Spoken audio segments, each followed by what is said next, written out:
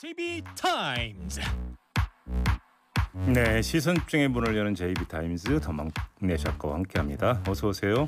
네, 안녕하세요. 월요일 아침입니다. 네. 오늘도 삐딱한 정신에 입각해서 뉴스를 챙겨 드릴 텐데요. 네. 대태식님, 자주 아침 인사를 전해주시는 분인데 국민 통합을 위한 방송해 주세요. 이렇게 메일 올리십니다. 매일매일 노력하겠습니다. 어려운 숙제를 주세요. 이렇게 국민 통합. 정치권도 못 하고 있는 걸 저희 보고 하라. 예. 저희가 또 할 수도 있죠. 네, 그래요? 열심히 한번 해보겠습니다. 네. 그리고 류승현님. 월모닝입니다. 오늘도 삐딱선 정신으로 아침을 엽니다 해주셨는데요. 예. 모범촌철님이신 것 같아요. 네. 그리고 김태영님은 토론토에서 응원합니다 해주셨고요. 네, 제가 요즘에 이벤트를 잘 안 하니까 많은 분들이 쓰고 계신데 네. 좋아요 꼭 구독 꼭 눌러주시고요. 공유도 널리 부탁드리겠습니다. 토론토라고 하시니까 유현진 선수가 이번에 좀 실점을 했더라고요. 그죠? 네. 네, 야구 좋아하는 JB. 네. AS 타임 넘어가겠습니다. 네. 지난주 금요일 전국 자영업자 비대위 김종민 대변인과 인터뷰를 했죠. 손실보상법 소급 적용에 대해서 여당의 기류가 변했다. 법에서 소급 적용 용어를 빼고 맞춤형 지원으로 대체하는 이야기가 들린다. 이런 얘기를 했었잖아요. 네. 그러면서 피 흘리는 자영업자들을 몇 달째 희망 고문하고 있는 여당이다. 이런 얘기도 했었는데 네.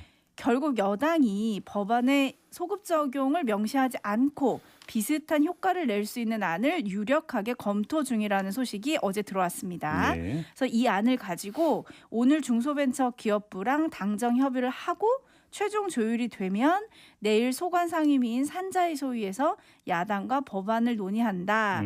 요게 지금 계획이거든요. 네. JB, 우리가 이 문제를 빼놓고 갈 수 없잖아요. 예. 계속 쭉 지적을 해왔던 문제이기 때문에. 네. 근데 여당이 생각하는 이 안이 손실보상 소급 적용보다 정말 빠르고 실질적인 도움이 될까요? 아니 실질적인 도움이 됐으면 자영업자 비대위에서 손실보상 이야기를 뭐 하라 하겠습니까? 지금까지 맞춤형 지원 몇 번 했는데. 네. 그렇잖아요. 소급 적용. 네. 그렇잖아요. 그 얘기를 뭐 여기서 다시 할 이유는 제가 볼 때는 전혀 없는 것 같고요. 음흠. 저는 민주당한테 분명히 좀 이야기하고 싶은 게 있는데 네. 하면 한다 안 하면 안 한다. 좀 확실하게 입장을 밝히라고 좀 하세요. 뭐 할 듯 할 듯 하다가 또 그 되면 정부 핑계 대고 할 듯 할 듯 하다가 또 안 되면 상황 핑계 대고 그러지 말고 할 거면 하고 안 할 거면 안 하고 그거에 대해서 정책 책임지고 아하. 그렇게 좀 가라는 이야기를 좀 꼭 좀 하고 싶습니다. 하려고 하는데 요것도 따져야 되고 저것도 따져야 되고 뭐 이러다 보니 우리도 힘들어요. 이런 얘기를 하지 않을까요? 아니 여당이 정부를 돌파를 못하면 참 여당으로서의 어떤 뭐냐면 체면이 말이 아닌 거 아니겠습니까? 그러니까요. 그러니까 차라리 정부 그러니까 논리 돌파를 못한다고 고백을 하든지 아니면 생각이 없다고 고백을 하든지 네. 아니면 할 거라고 확실하게 언제까지 한다고 약속을 하든지 일단 그거부터 좀 한번 물어봅시다. 네? 네, 누구한테 물어볼까요? 송 대표님 듣고 계시면 전화 좀 주시고요. 자, 넘어가죠. JB타임즈 오늘 네. 주목할 뉴스들 살펴보겠습니다. 첫 번째 뉴스는 어떤 건가요? 송영길 민주당 대표가 연합뉴스와 인터뷰에서 이런 말을 했습니다. 이재용 삼성전자 부회장 가석방 가능성을 거론한 건데 네. 꼭 사면으로 한정될 것이 아니고 가석방으로도 풀 수 있다. 이렇게 이야기를 했고요. 아하, 네. 이재용 부회장이 나와서 반도체, 백신 등 재난적 상황에서 일해야 하는 것 아니냐는 국민적 공감대가 높아지고 있고 이에 대해 청와대가 깊게 고민하는 것으로 한다. 이런 말을 했습니다. 가석방 지난주 슬기로울 정치에서 윤건영 의원도 얘기를 한 건데요. 자, 잘 들어보면 있잖아요. 송영길 대표의 말은 윤건영 의원이 저희와의 인터뷰에서 했던 말과 거의 똑같아요. 네. 가석방을 검토 가능한 경우의 수 가운데 하나라고 윤건영 의원이 얘기를 했었죠. 대통령이 고심 중에 있다고 했거든요. 네. 대통령이라는 주어를 청와대로 바꿨을 뿐입니다. 그잖아요. 네. 그래서 궁금한 게 송영길 대표의 말은 윤건영 의원의 말을 받아서 이어간 것이냐 아니면 별도의 채널로 청와대 기류를 읽은 것이냐. 저는 솔직히 네. 이것부터가 좀 궁금합니다. 네. 그런데 얘기를 안 해주겠죠 어차피. 송 대표님한테 물을 게 많네. 네. 네. 자, 근데 여기서 그러면 우리 한번 짚어봅시다. 왜 가석방일까? 사면이 아니고. 네. 여기에는 두 가지 이유가 있는 것 같습니다. 첫째, 윤건영 의원의 말을 다시 한번 곱씹어 보면 이렇게 했어요. 대한민국 국민 누구나가 법률이 정한 기간이 되면 가석방 대상이 된다. 이렇게 이야기를 했잖아요. 네. 다시 말해서 가석방이라고 하는 것은 원칙의 폐기도 아니고 특혜도 아니고 법률의 적용으로 논리를 내세울 수 있다라는 겁니다. 네. 그렇죠? 네. 법이 정하고 있는 법률적 절차라는 것이죠. 그죠? 네. 그러니까 법은 만인에게 평등하니까 이재용 부회장이라고 그 대상에 대접하려는 법은 없는 거 아니냐. 뭐 대상이 요건 될 수 있다. 가석방 논리는 이런 점에서 사면의 논리하고는 다르다는 점이 하나가 있는 것 같아요. 네. 다른 하나는 만약에 가석방이 이루어진다면 이명박 박근혜 두 전직 대통령 사면의 마중물이 될 수도 있다는 점을 고려를 했을 수가 있을 것 같습니다. 네. 문재인 대통령이 재임 중에 사면을 할 생각이 있다면 여론조사로 놓고 보면 지지율이 높은 이재용 그 문제를 먼저 풀어서 이명박 박근혜 사면의 반대 여론을 어느 정도 희석을 시킨 다음에 사면으로 갈 수도 있는 것 아니냐라는 시나리오를 한번 검토를 해볼 수가 있는 거죠. 네. 그렇게 놓고 본다면 이재용 가석방이라고 하는 것은 바로 그것에 밑도를 까는 작업일 수도 있겠다. 이런 해석도 가능할 것 같습니다. 알겠습니다. 뭐 물론 법적으로 가석방과 사면이 엄연히 다르다는 건 알겠습니다. 아는데 사실 또 가석방이나 사면이나 뭐가 그렇게 다르게 느껴질까? 그렇죠. 결국 국정농단에 면죄부 주는 거 아니냐 이런 비판을 따라올 수도 있는 거 아닌가요? 그렇죠. 그럼에도 불구하고 대통령은 무엇을 강조했습니까? 국민들의 공감, 국민들의 지지 이걸 강조를 하지 않았습니까? 네. 바로 그런 점에서 그런데 사면이라고 하는 것은 복잡하죠. 당장 박근혜 전 대통령과의 형평성 문제부터가 제기가 되니까. 네. 그러니까 법률이 정해져 있는 가석방이라고 하는 절차로 턴을 하고 있는 게 아니냐라는 생각도 얼마든지 해볼 수 있다는 것이죠. 알겠습니다. 촌철님들 반응이 좀 다양한데요. 홍성익님은 송영길 대표가 또 시작이네 해주셨고요. 8672님 사면? 가석방?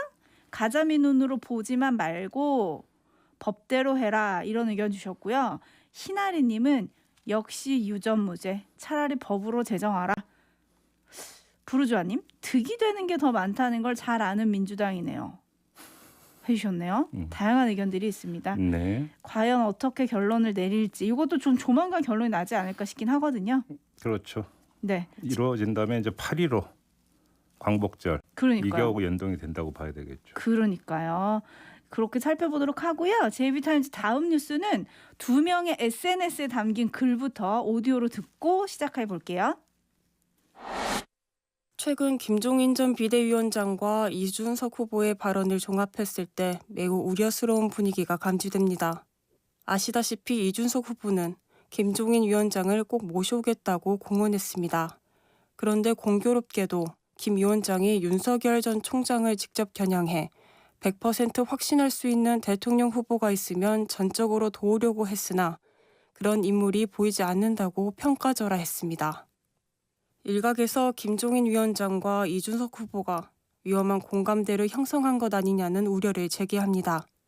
이래서는 필패입니다. 분열은 정권교체 폭망의 지름길입니다.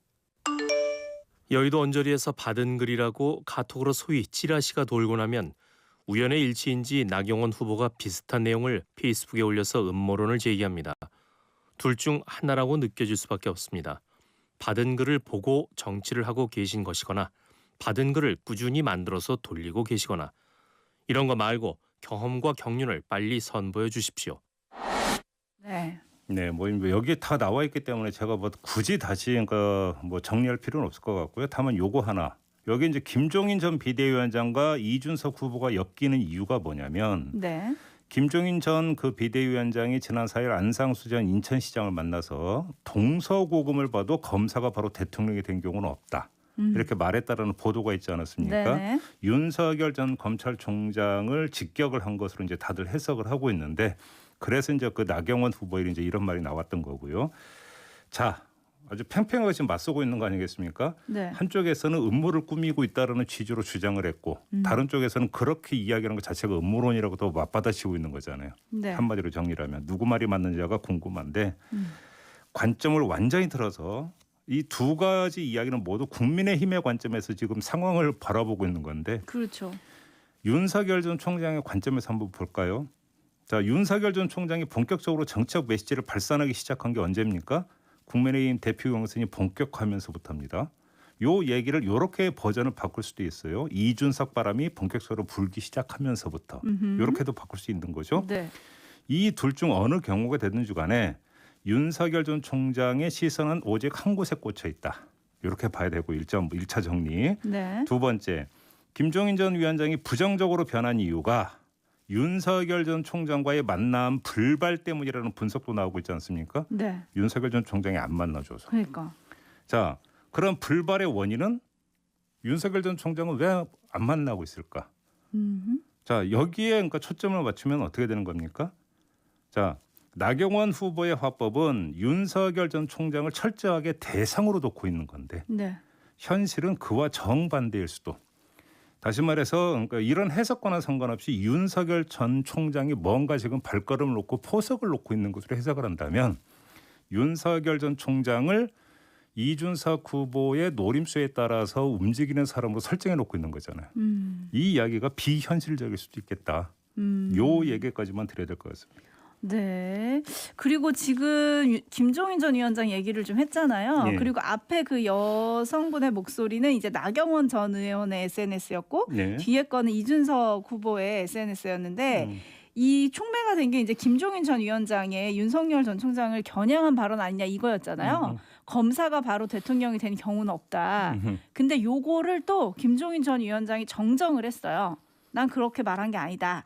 그냥 보편적인 역사를 보면 어느 나라에서나 그런 사례가 없다는 일반적인 논을 얘기를 한 거다. 에이. 윤석열 전 총장을 적용하는 특별한 얘기는 아니었다. 왜 그런데 그런 일반적인 얘기를 왜 특별한 시점에 했을까요? 그러니까요. 네. 네. 그러니까요. 네. 그러면서 요 멘트를 이제 공개한 안상수 전 의원한테 굉장히 불쾌감을 표현했다고 하는데 정말 겨냥한 게 아닌지 요건 또 너무 궁금했다. 요걸 한번 짚고 싶었고요. 그리고 윤석열 전 총장이 지금 포석을 놓고 있다고 말씀을 하셨잖아요. 네. 근데 이제 현충일을 맞아서 또 움직였어요.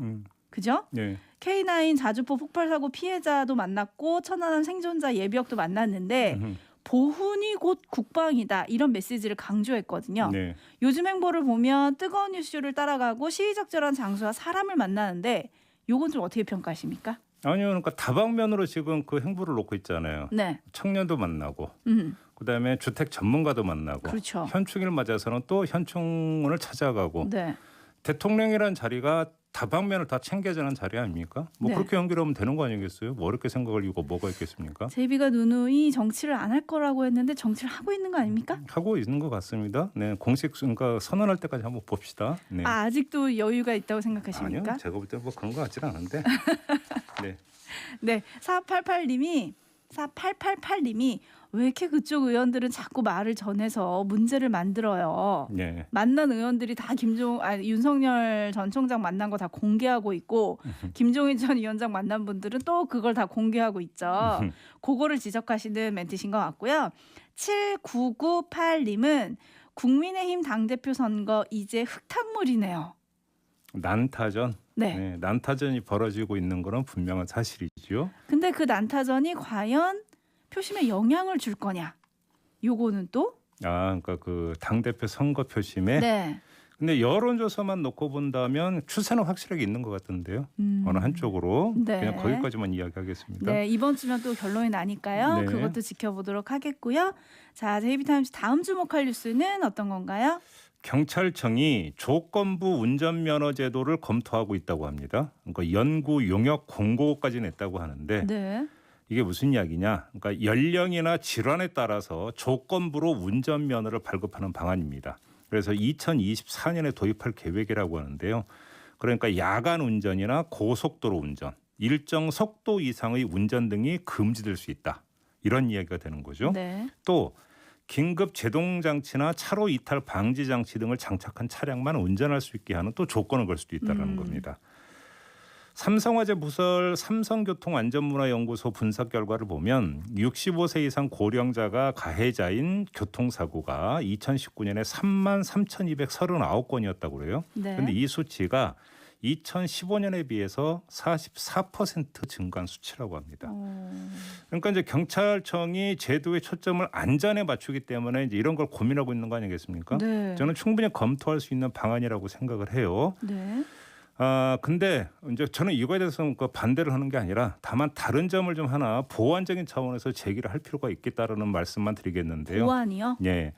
예를 들어서 이제 고령자의 경우 면허 반납을 유도하고 있지 않습니까? 지금도 하고 있죠. 예, 예. 인센티브를 준다 이런 이야기가 좀 많이 나오고 있는데 네. 그러니까 예를 들어서 고령자가 되면 아무래도 반사신경이나 이런 것들이 좀 상대적으로 좀 저하가 되기 때문에 그렇죠. 네. 운전에 있어서 문제가 발생할 수 있다 이런 거 아니겠습니까? 외국 네. 같은 경우도 그래서 이런 제도를 시행하는 경우가 있다고 하는데 전 그래서 이제 안전에 초점을 맞춰서 이런 거 충분히 고민할 수 있다고 생각을 해요. 다만 고령자의 이동권을 국가가 충분히 보장하고 있는가라는 문제를 함께 검토를 해야 된다. 네. 무슨 이야기냐면 우리의 도로 환경이 고령자 친화적이지 않다는 건 세상에 다 아는 일 아니겠습니까? 그렇죠.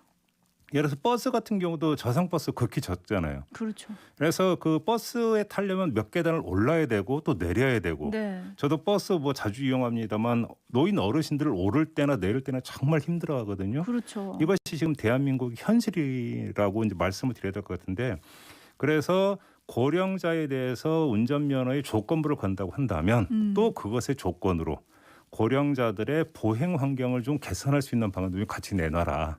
이런 말씀도 함께 드리고 싶습니다. 무슨 사안이든지 그 뒤에 그림자가 있으니 그것도 봐야 된다라는 말씀인데 역시 네. 삐딱선 정신이 요럴 때 또 발휘를 하는 것 같습니다. 그리고 지금 버스 얘기를 해주셨는데 사실 버스가 가는 동네면 그나마 괜찮아요. 차 없으면 병원도 한번 왔다 갔다 하기 힘든 곳도 사실은 많거든요. 그렇죠. 네, 그런 것들도 좀 살펴야 되지 그다음에 않을까. 과거에 비해서는 조금 개선됐다고 하지만 우리나라 도로는 사람 우선이 아니라 차량 우선인 경우가 많잖아요. 그렇죠. 그러니까 사람이 차를 피해서 육교를 오르락내리락 했던 게 불과 얼마 전의 이야기 아니겠습니까? 네. 이런 어떤 그 보행 환경에서 고령자들의 운전면허 부분들을 좀 입체적으로 봤으면 좋겠다. 이 말씀을 네, 드리는 겁니다. 요것도 살펴주셨으면 좋겠습니다. 마무리해야 되는데요. 네. 오늘 주목해야 할 일정이 있습니다. 권익위원회가 오늘 오후에 민주당 의원과 그 가족에 대한 부동산 거래 전수조사 결과를 발표하는데요. 예. 과연 알맹이가 얼마나 있을지 요것도 주목해 보겠습니다. 알겠습니다. 자 이렇게 마무리할까요? 더마과였습니다. 고맙습니다. 감사합니다.